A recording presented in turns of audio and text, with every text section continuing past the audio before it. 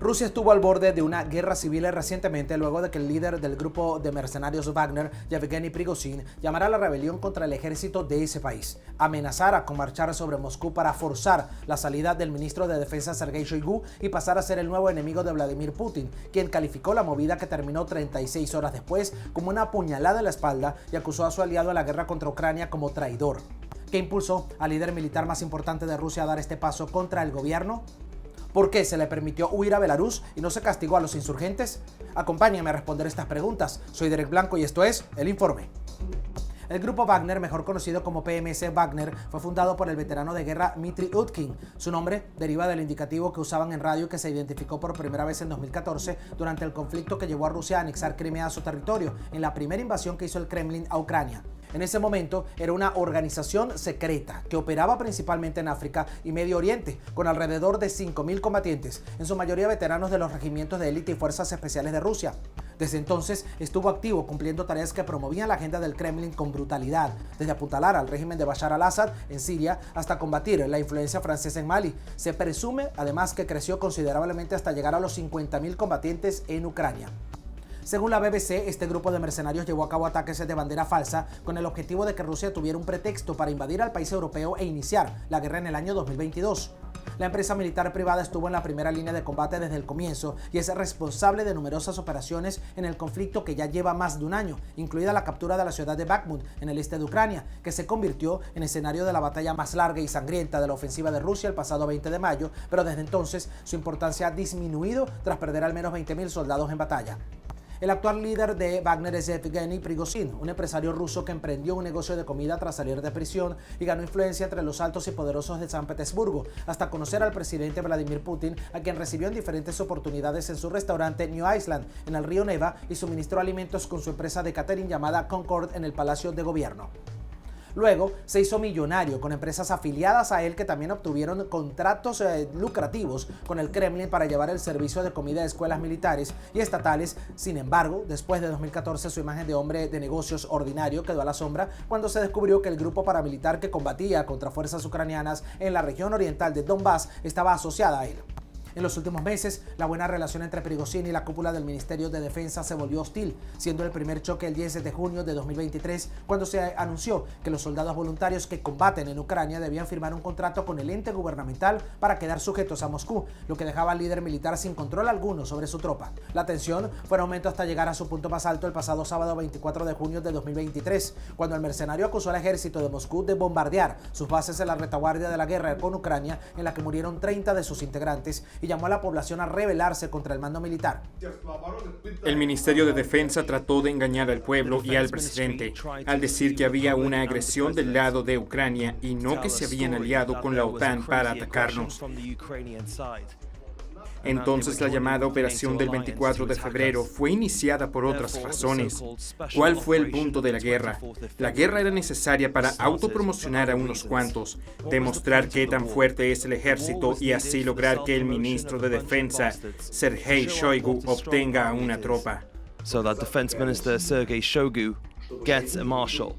Medios internacionales aseguran que algunos jefes militares rusos estaban al tanto del alzamiento días antes, entre esos el subcomandante de las operaciones militares rusas en Ucrania, Sergei Surovikin, apodado como el general Armagedón, quien había ganado influencia en la cúpula del poder casi por encima del actual ministro de Defensa Sergei Shoigu y el general Valery Gerasimov. Le pido que se detenga. El enemigo solo está esperando que la situación política interna se deteriore en nuestro país.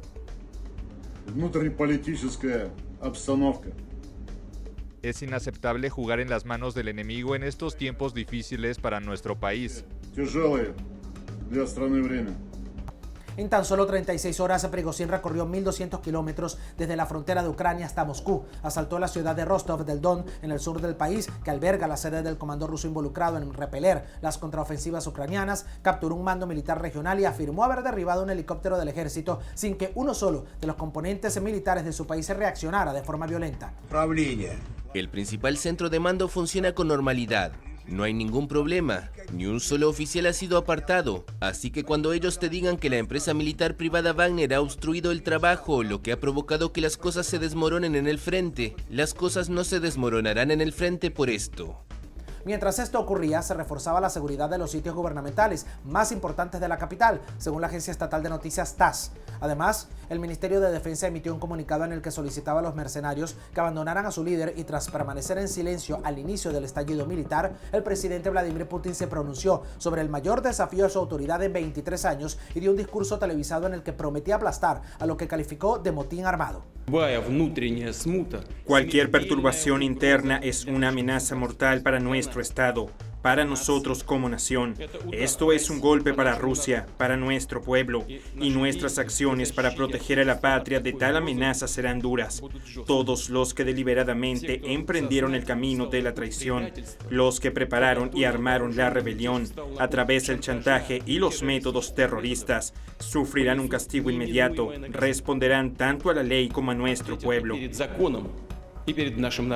A pesar de todo, el empresario y antiguo jefe de Putin abortó la misión y ordenó a sus hombres detenerse a través de un audio difundido en el grupo de Telegram de la organización, donde además advirtió que la marcha por la justicia fue una protesta y declaró que sus acciones no eran un golpe militar ni pretendían derrocar al actual gobierno.